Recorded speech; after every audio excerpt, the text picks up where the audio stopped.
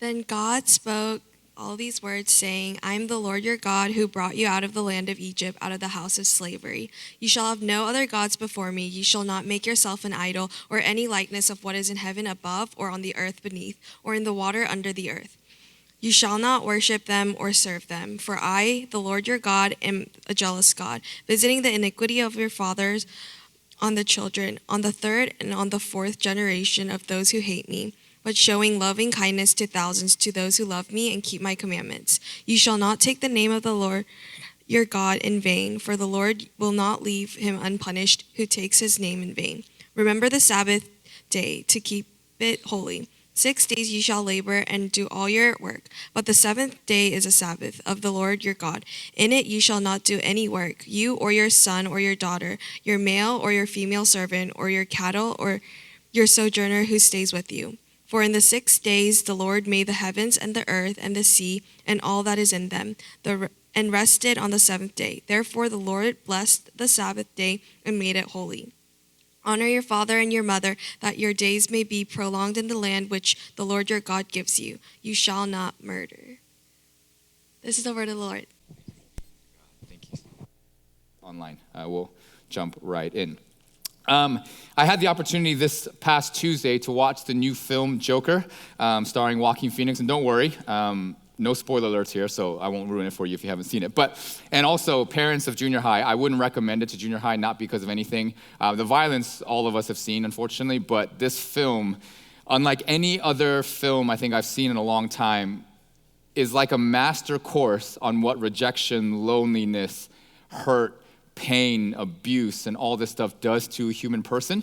And if you know who Joker is, the character in Batman, the story is of how the Joker becomes the Joker.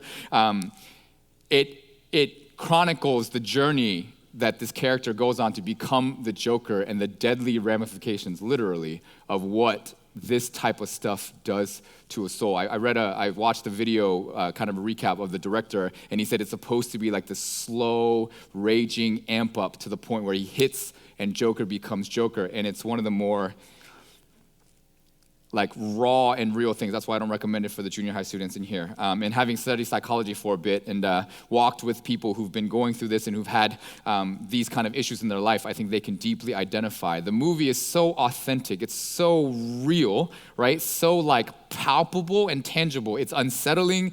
It's riveting. It's like mesmerizing, like all at the same time, right? And the reason why I'm mentioning it is because I'm not here to review the movie, but the film, unlike anything I've seen in a long time, absolutely nails, I think, what's at the heart of today's commandment.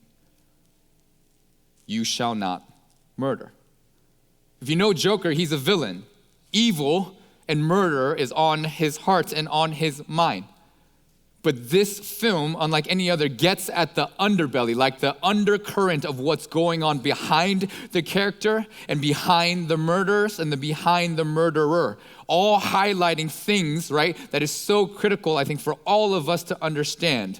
For people back in Moses' time when God first spoke this, people throughout the Bible, throughout Jesus' time, and of course people in today's time, that we, I think, are in a place where this commandment needs to be taken very seriously because it's having crazy ramifications, not only in the world, but also in our personal lives. And so that's why I wanted to, if you are age appropriate, then I suggest you go see it with this heart in mind. And if you haven't seen it yet, it might be a good thing to check out after this, because I think, again, it'll give you a visual representation of a lot of what we're going to be talking about today. But anyways, jumping in, then the three questions we've been kind of asking throughout this series on the 10 Commandments, the insider's guide to protecting a life of freedom and enhancing a life of freedom, are this: why this commandment? You've seen them again and again. What is murder, right? And then 3, how do you keep the commandments? Why this commandment? Why does God give it? What indeed does he mean by murder? And then how do you keep this commandment that God has given? So we'll just jump right in. First question, why this commandment? If you were here last week, we mentioned that when Jesus is asked about the greatest commandment, he responds and he says, love Yahweh your God with all your heart, soul, mind, and strength. And the second, love your neighbor as yourself, right? And then if you if you heard last week, we understood that as you click, the first one is loving God, vertical, first 4, and then you do the second, loving others, by doing that last 6, and that's kind of the horizontal there. And if you kind of look at these commandments and you kind of understand what this is, I think when you put it like that loving God requires that you keep the first 4 commandments and loving others requires that you keep the last 6, I think it's fairly easy and I think obvious that our world is very loveless. We just don't have a whole lot of love in the world. Again, it's what I said at the very beginning before we started, right? And we know this maybe even better than others because with all the shootings and all the other stuff that's going around in the world, we know how loveless our world can be, right? But as Jesus has described and as we know, life was designed so that you and I would all love God and then love the neighbor and then live as free people.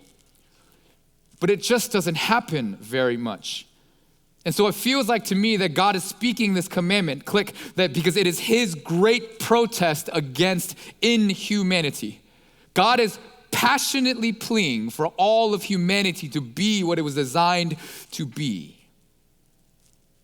That in some ways it's really tragic and sad that God would have to speak this commandment in the first place. But I think there's 3 kind of specific reasons why he speaks this commandment. And here are the reasons. We'll go with the first one. Number 1. Even though it should be very clear, murder, I don't know if you know, is a hotly debated topic. And if you're like, what? Think about it. What about war? Is that murder? Physician-assisted death, is that murder? Capital punishment, which is when you put someone to death who's in jail, like for a really bad crime, is that murder? Is abortion murder? And we're not here to get into all those debates of whether they are not, or whether they are or not. But if you have conversations with people about these types of topics in the world today, you're gonna undoubtedly, you're gonna hear someone go, yeah, but what about, and then they'll fill in the blank. What about?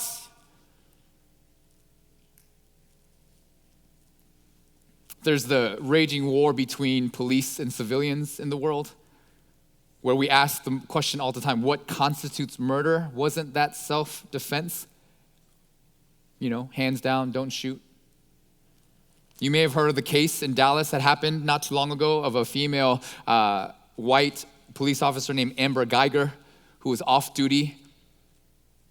And she walked into the wrong apartment in her complex, the apartment of a guy by the name of Boston Jean. Thought he was a burglar in her apartment, though he was sitting in his own apartment studying, I think, and shot him dead because she was scared. And then the thing went to trial just recently. And even in that trial, again, a police officer walked into the wrong apartment and assumed that the black man sitting in that apartment was a burglar and then shot him dead, though he was unarmed, peacefully sitting, I think, at his dinner table or whatever. It was up in the air whether she was gonna get convicted for murder or whether she was gonna be allowed to say that it was self-defense. Because apparently, if you're in your home and someone intrudes, then you are allowed to then have self-defense. Apparently, that's the state law.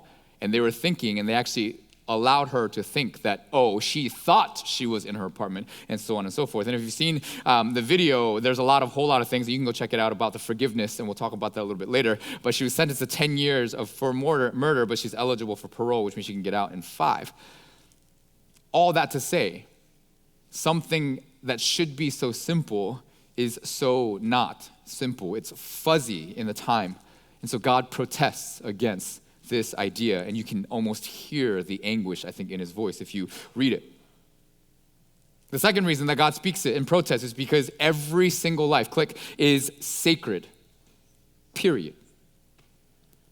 Again, this ought to be self-evident. Every single one of your lives in here is sacred. It's why I asked y'all to do the thing in the very beginning, because your life has meaning. But this isn't so clear, is it? I think God is telling us that because he is the author of life and we are life created in his image, we are sacred, period. It's a fact. It means that every human life, young or old, good or evil, beautiful or deformed, or whatever categorization you want to put on it, is sacred. I don't know if you believe that. We should.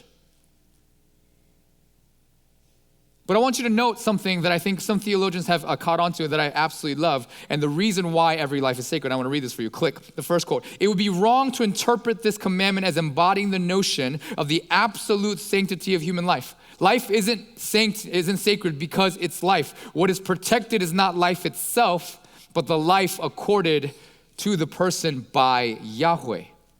Because we are created in Yahweh's image, we are sacred. And every human being on the planet is created in Yahweh's image. Or my professor says this, click, life is not sacred because it is life, but because life is a gift of God. Every human life is a gift of God. My life is a gift of God. Your life is a gift of God. Indeed, every human life then is a gift of God. It's why God speaks and protests against the inhumanity. And then the third reason, click, that God speaks this is because only God has the right to give life and to take life. If you know anyone who's married and trying to have kids, you'll know, and this is not to be whatever weird, human beings cannot create babies just because they feel like it. God has to bring that life to being. And because God can only give life, only He has the right to take life. See, every time a murder happens, I think the murderer is proclaiming two things that he or she assumes to be true. Number one, click, the goal achieved by the act is of greater value than the God-given life of the person murdered. Whatever I am murdering for, whatever I am killing for, whatever I am doing this for is of greater value than the life that you have or that person has as a God-given creation. See, if you understand why this happens throughout the world, people take life and people murder for a variety of reasons and a variety of ways. People murder to protect status. People murder to get revenge. People murder to gain money. People murder to maintain a lifestyle. People murder to cover up mistakes. Whenever a murder therefore happens, the murderer is proclaiming my status, my lifestyle, my desire to get even, whatever my goal is greater of value than your life that I just took. And the second thing that the murderer is proclaiming is that the goal achieved of the act is so important that it justifies me doing that which only God can and ought do. Yeah, you and I, we can take life. We've seen that too many times. But let's be clear. Though we can, we ought not. We may not, right? It's like the whole, when you're in elementary school, teacher, can I go to the bathroom? Yes, you can. But then you have to ask, may I go to the bathroom? Because, it's like one of those things, I know you can use the bathroom, but, are you allowed is kind of the idea. We can take life, but we ought not. We may not. See, since God can only give life, only He, therefore, has the right or the power or the authority to take it. And if you're saying, no, human beings can create life, cloning doesn't count, because cloning literally multiplies a duplicate of me in every way. Whereas God creates life and is unique in every sense way. Did you know, I don't know if you know this, but you know there's literally only one of you, you're one of one in the entire world. There's no duplicate of you ever. Like, that's crazy. But because God can only give life in this manner, only He has the right to take it. See, for us to take life is then to play God, to step out of our lane and do that which only God can and ought do. Maybe you have dreams to be the president. But do you really want to be the president? Because, being the president doesn't mean that you get money and you can live at the White House. I mean, it means that, maybe, but it means so much more. Like, you have responsibility that you probably don't want, because I don't want to be president. Like, maybe you might want kids. A lot of times, this is not to be sexist, but a lot of ladies will be like, I want kids. But having a kid and being a parent, two totally different things. We talked about that last week, right? Maybe you want a cute little thing. But to be the parent, like, again, we have the little babies in the back. We got Brielle, Chloe, and Grace, and they're great. I love to hold them, but then I love it because, again, I can give them back. I love kids, but I have 3 of my own. I'm parent to 3. It's a difference. People ask me all the time, don't you want to be senior pastor? And I go, nope. And they're like, why not? And I was like, because I don't want to have to deal with the stuff that he's got to deal with. I don't want to have to sit in a meeting talking about how much money our church has to spend. I don't want to be in a meeting talking about all the structural stuff. I don't want to be in a meeting where we got to talk about all the building stuff. Like, I don't want to deal with all that stuff. There's so much that he's got to do. I'm already busy enough. I don't want it. I don't want the responsibility. I don't want that power. I don't want it. I can, maybe, but I don't want to because I ought not. There are things that only God ought do, because only He can, and bringing life and therefore taking life is one of them. If you know the story of David and Bathsheba and Uriah, you know this story, right? David sleeps with Bathsheba. I apologize. David sleeps with Bathsheba because he thinks she's pretty. She just happens to be Uriah's wife, who happens to be one of his best buddies that protected him when he was out in the wilderness, right? And then he's like, oh shoot, and she gets pregnant. She's like, oh shoot, that's not good. So then he brings Uriah home and then says, hey, like love on your wife, so that maybe we can kind of, make things go away and people think that that's your baby, but it's actually mine. And then of course he's too honorable and he's like, I can't sleep with my wife. All my people are in the battlefield. So he goes back, and so David's like, so then he's like, okay, put him on the front line. He murders him, literally, and then takes Bathsheba to be his wife. I know, it's terrible. Right? That's getting revenge, covering up, all that kind of stuff all into one. But do you know when after David realizes what he's done, do you know what his prayer is? He says, I have sinned against you, God. Why? Because life is God's territory, it's not ours. First and foremost, he did what only God can do. And he sinned against God along with sinning against Uriah and Bathsheba. Click, to take another human being's life is to destroy a work of God. To destroy something that is sacred and to commit idolatry as we play the role that only God can play. Hence, you shall not murder. Then the second question, what is murder? Again, it's hotly debated. We don't really know. But let me define it for you. The murder, the word in Hebrew, it literally means to kill. You'll see it on the screen. Boop, there it is. It's the singular you, right? Not a plural you. So it literally means one human being taking the life of another human being. That's literally what the word in Hebrew means, right? It's what we understand as first-degree murder in our day. So then as we just saw, it means that what God is saying is that no human being has the right to take the life of another human being, because only God has that right to give life and therefore to take life. Right? So that's easy to understand. And I think most of us in here, I hope, and I'm pretty sure, most of us in here will never ever take the life of another human being, thankfully, right? But then the question is, does that mean all of us in this room are safe? That this commandment is for the quote unquote, whatever people out there that would actually do this sort of thing? No, I don't think so. Because fortunately, and yes, I said fortunately for us, Jesus clarifies in Matthew like this. Let me read it for you. He says this, click. You've heard that the ancients were told, you shall not commit murder. And whoever commits murder shall be liable to the court. But I say to you that everyone who is angry with his brother shall be guilty before the court. And whoever says to his brother, you good for nothing, shall be guilty before the Supreme Court. And whoever says, you fool, shall be guilty enough to go into the fiery hell. Click. Therefore, if you are presenting your offering at the altar and there remember that your brother has something against you, leave your offering there before the altar and go. First be reconciled to your brother and then come and present your offering. Make friends quickly with the opponent at law while you are with him on the way, so that your opponent may not hand you over to the judge and the judge to the officer, and then you be thrown into prison. Truly I say to you, you will not come out of there until you have paid up the last cent. You may have heard this before. It comes from Matthew. And Jesus says, click, you have heard, right? It means Jesus wants to go a little bit deeper than what you may have known. And what Jesus is doing is pointing out that murder is more than just the action, that there's something deeper to that. And this is where you all need to pay attention. We all need to pay attention. The real problem with this commandment that Jesus and God is trying to get at is that no action, no matter what action it is born out of nothing. It doesn't apply out of nowhere. Every action starts from somewhere, and the real problem always begins with the heart. Murder begins, and murder is born, therefore, out of the unresolved anger in your heart. You may have noticed, I highlighted for you on the screen, right? Of the escalating intensity in the actions and the escalating intensity in the judgment. If you're angry with a brother, you're guilty before the court.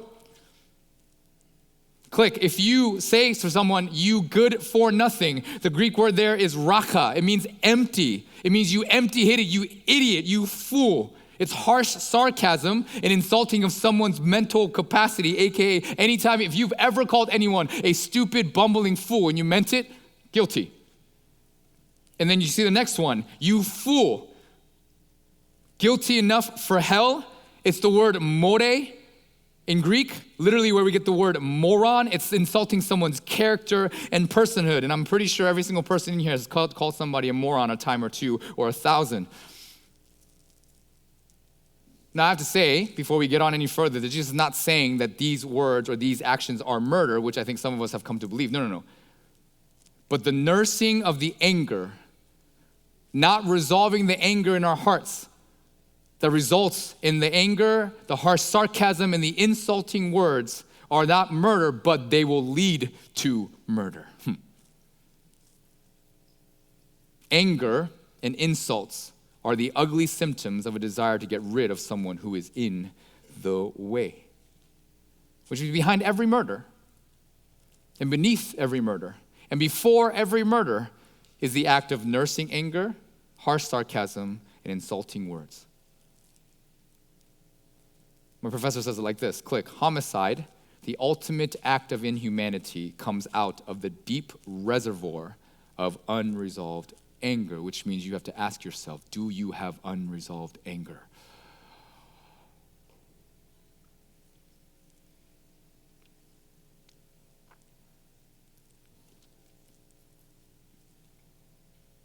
It's the reason why I always say up here, anytime we have a great tragedy in the world, that I am personally capable of being that person. Put me in the right circumstance. Take my unresolved anger and don't do anything about it. And yeah, I'll get there. Not that slowly either, it seems.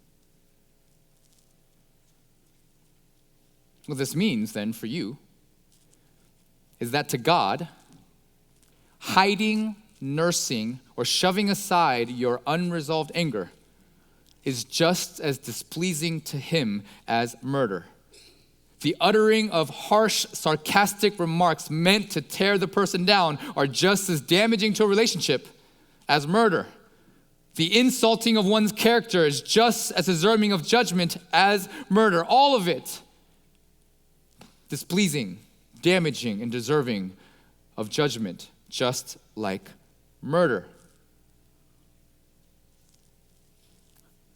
Which means if you have unresolved anger in your heart, you got issues. Julia Michaels song, I got issues, but you got them too.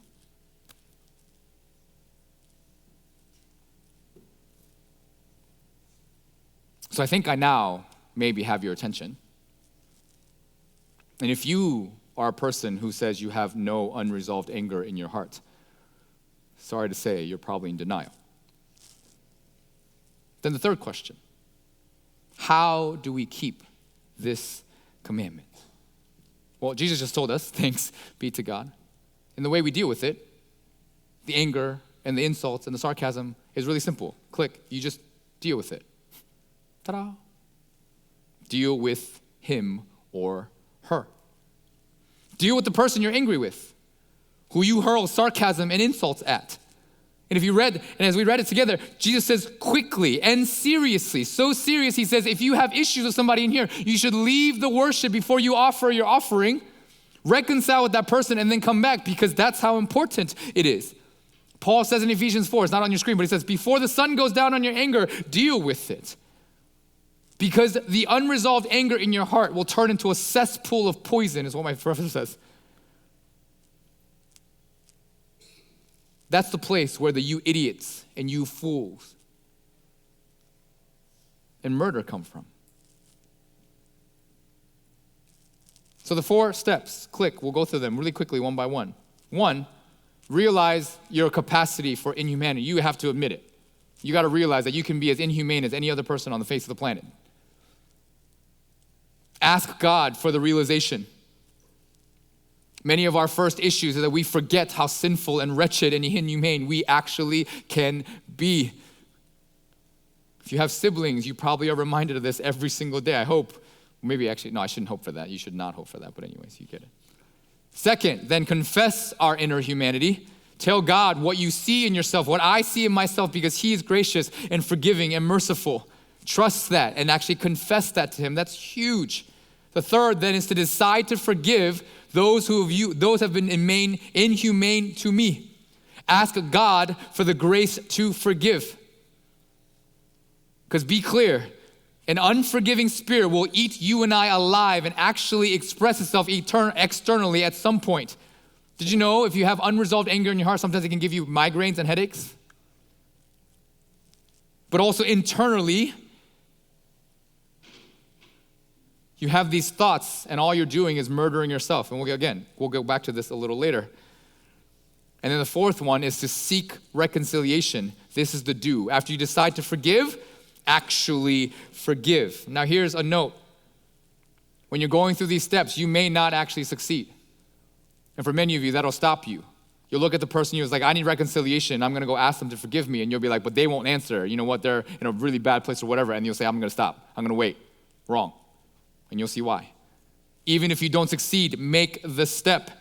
Know that you may even be further rejected and further stomped on and further ridiculed. But know that you are freeing yourself in the process because the anger is no longer killing you on the inside. These aren't, by the way, airy-fairy theories. These are practical things that you ought to do all the time. The degree to which you practice them or not practice them will indeed impact the degree to which you will keep or not keep this commandment. But at this point, I think you're probably wondering, and you're probably, many of you, so many of you, if not all of you, are so smart, and you're probably like, okay, Pete, cool, but like, I mean, is that really going to work? Is it actually going to help the anger, the insults, the sarcasm? Sounds too easy. And let's be real, Pete, it ain't that easy. Well, then what's the answer? And I'm going to give it to you, and this is where we're going to get really real. And if you've been here for a while, it's something we talked about a lot, but we're going to try to get at the heart of it even more today. The answer is to receive forgiveness and accept the reconciliation from God. Now, you might be like, wait, what? What does that have to do with me not murdering? You may have noticed in Scripture that Jesus takes forgiveness really seriously. Let me just account for the ways. In the Lord's Prayer, Jesus says, if you forgive others, then your Father will forgive you, but if you don't, then he won't. Whew, I'm paraphrasing, by the way, right? If you forgive others, God will forgive you, but if you don't, then God ain't gonna forgive you. That's serious. Then in the parable, the unforgiving servant, you know, the one where the guy is forgiven like $6 billion, but he can't forgive 10,000 that someone else owes him. And you remember what happens? He comes back, he gets judged, and he gets thrown into jail until he can repay, which is never, right? And then Jesus adds in the parable this, people always forget, my heavenly Father will also do the same. Throw you in jail until you can repay, which is never, if each of you does not forgive his brother from your heart. Basically, God will throw you in eternal jail so you can rot and die there if you aren't able to forgive. I know, Jesus is savage sometimes. Maybe you haven't noticed. Or in the cursing of the fig tree in Mark 11, after he curses the fig tree for being hollow, for being the looking good on the outside, but the inside is all rotten, ain't got nothing there, that's of Christ, right? You know what he says to the disciples and after? He teaches them, he says, so whenever you stand praying, forgive. And if you have anything against anyone, forgive, so that your Father who is in heaven will also forgive your transgression. AKA, if you cannot, you're just like the fig tree and you're hollow on the inside and you might as well curse and be dead because what's the difference? It's the same. Forgiveness, as you can probably tell, is a big deal. But what's all going on? Well, I think it's this. Your lack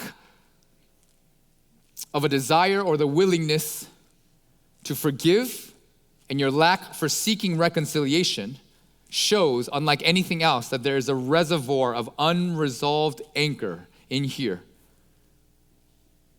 which also means there's a fundamental misunderstanding of the gospel, in my opinion. Let me say it again. Your unwillingness to forgive someone who has been inhumane to you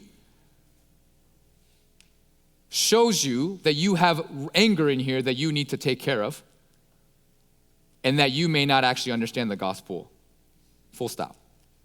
Because let's quickly go over forgiveness. And if you've been here with us for a long time, you know these terms, but let's go over them. There's three things you got to know. One is justice, right? Getting what you deserve. Second is mercy, not getting what you deserve. And third is grace, getting what you don't deserve. But let me go over this example for you. And I'll just go out. Let's just say that I went out and I murdered Jerome's wife, Camilla. I don't know why I chose those names. It just sounded okay. As I am the murderer of Camilla, Jerome's wife, I deserve to go to jail.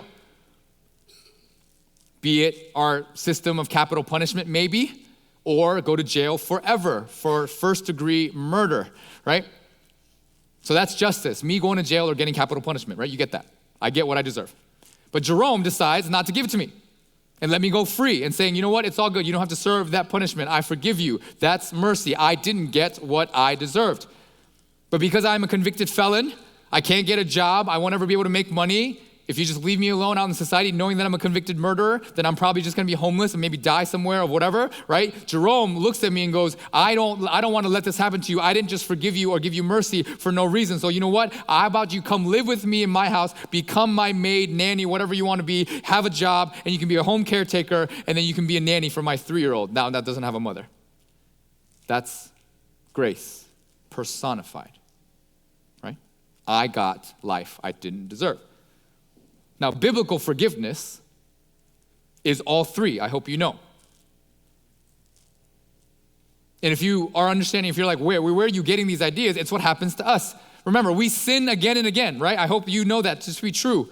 And the penalty for sin is death eternal. Justice for us is being dead and separated from Christ forever and ever and ever. But God doesn't give us that. He pardons us, doesn't give us that. That's mercy. We don't get death eternal, but rather he dies on the cross and then grants us eternal life. That's grace, right? It'd be one thing for God to say, you know what, you don't want to be dead forever, but you know what, you can just be a regular person. But God says, no, I'm going to give you grace and give you life with me, adoption into my family, life, freedom, joy, goodness, and all that stuff. That's grace. Which means then you need to understand that grace is not free. It is very costly, as Dietrich Bonhoeffer reminds us in many of his books. And so this is where receiving Jesus' forgiveness and reconciliation comes in. And let me just put it all together for you. Ask yourself, why did Jesus go to the cross? Why did Jesus die on the cross? To pay for my sin and yours and everyone else's. But don't forget that you are included in that group of people. Someone has to pay for the sin. See, in the example of Jerome and Camilla, after actually Jerome gives me a job and I live in his home, he gets a phone call from the court. He picks it up and he says, sir, yes, am I speaking to Jerome? Yes, you are. It's really lovely and amazing that you didn't punish Pete. Really honorable. And I don't even know how you did that. But I'm sorry to say, sir, but our justice system requires that someone pays for this crime.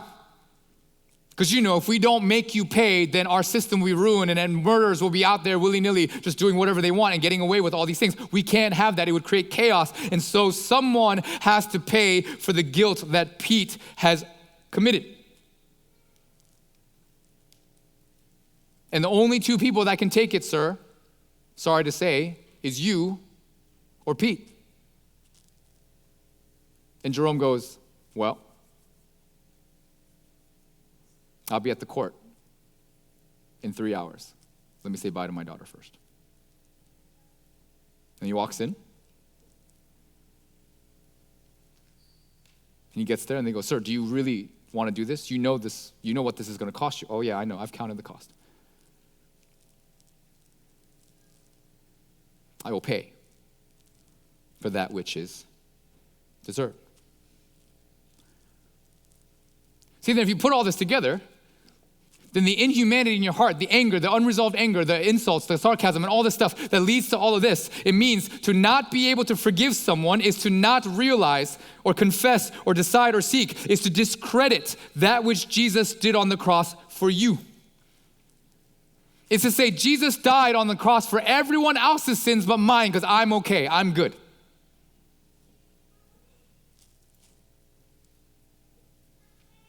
I didn't need Jesus to do that for me. Let's be honest. And again, you realize that if you have this attitude, then you will only continue the violence, continue the hate, continue the pain, and the cycle and everything will just recirculate and it'll breed upon itself. You continue to feed the cesspool, the reservoir of unresolved anger with more anger, and it just boils inside of you. And no matter how hard you try to maintain it and keep a lid on it, at some point it will explode. Mark my words. But if you receive the fountain of blood shed by Emmanuel's veins that washes my sin away, then you will have no choice but to protest the inhumanity just like our Yahweh is doing, and then realize, confess, forgive, and seek reconciliation with God and then with the others who've been inhumane to you. And here's the key. Because even if the other person decides not to receive your mercy or grace, you having received Jesus' forgiveness will set you free from the cycle of hatred that just works and works and works in us. Did you know that? Remember, the whole 10 Commandment series is the idea that doing this protects and enhances the life of freedom that God wins for us out of Israel. Which means for us to not be able to forgive and not want to do these things is not to have received Jesus' forgiveness in the first place. And all you're doing is regurgitating the cycle of hatred and violence in your heart. And I don't know a single person in here who actually likes to be angry, who likes to tell people that they suck or that all the things that we want to tell them. I don't know anyone who likes to have these thoughts in their mind, walking around telling people that they're worthless in their mind and doing all these things. I don't know anyone who does that.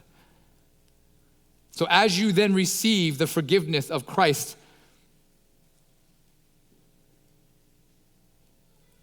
then what Lewis Smead says comes to life. You see it on the screen. To forgive someone is to set a prisoner free and discover that the prisoner is you. This is not about being noble. It's about setting yourself free from the anger and the hatred that's all up in our heart, that's ruining us from the very core.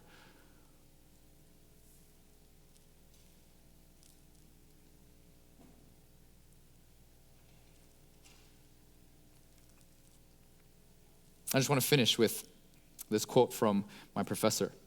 And before we get there, and I'll invite the praise team up to get us ready.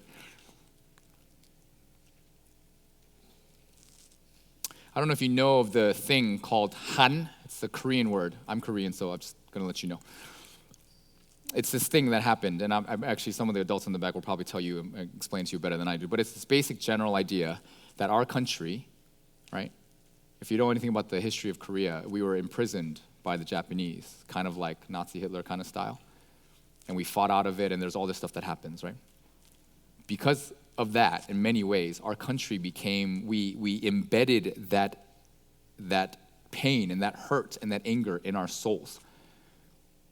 And it just like locked it up in there.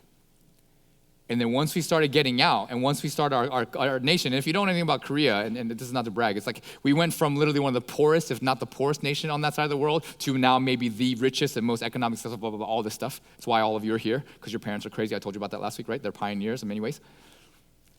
But even though we were evolving, we were getting better, that han, that anger, that deep cesspool of unresolved anger never went away. It's why many of the men, and even us now, and many of our parents, they get angry like really quickly. We're prone to drugs and prone to alcohol, prone to violence, all that kind of stuff. It's why it's there. It's because we never dealt with it. And here's the crazy thing. If you do not forgive people, you are the one who's dying on the inside more than anybody else. And so before we go today, I hope you don't hear this as a way of being like, oh, you shouldn't be angry, that's a bad look. No. You shouldn't be angry because it's killing you on the inside. You shouldn't be angry because you're murdering yourself. You shouldn't be angry because to be angry means that you have not fully received Christ's blood and his reconciliation and his forgiveness for you. If you know my story, everyone knows that I had a very deep hatred for my father. And when I forgave him and actually did it the biblical way, he was not the one who benefited way more than I was the one who benefited. It set me free unlike ever before. So friends, brothers and sisters, ARCHE, family, I pray for you that this day, before we sing these songs, you'll look and take a deep look. Realize, confess, decide, and seek that as you receive Christ's blood and forgiveness for you, that you would do it for the others. And the last thing that I'll say before I go, oftentimes, I think for many of you, particularly the ones in the church, the ones hardest to forgive are the people sitting in this room right now. The people who annoy you to no end. But can we be people set free from the slavery of anger and pain, protest against the inhumanity of our world, receiving forgiveness and reconciliation and giving it out so that the kingdom would come and that his name would be praised. So the next couple minutes, I challenge you to take a look at the anger in your heart. Identify who the anger is toward and ask God to forgive you, for you to receive that freedom from him so that you can then extend it to the others. And in doing so, I pray for grace, mercy, and freedom for you now and the rest of your days. So take some time, and then the praise team will lead us out, and we'll respond in song.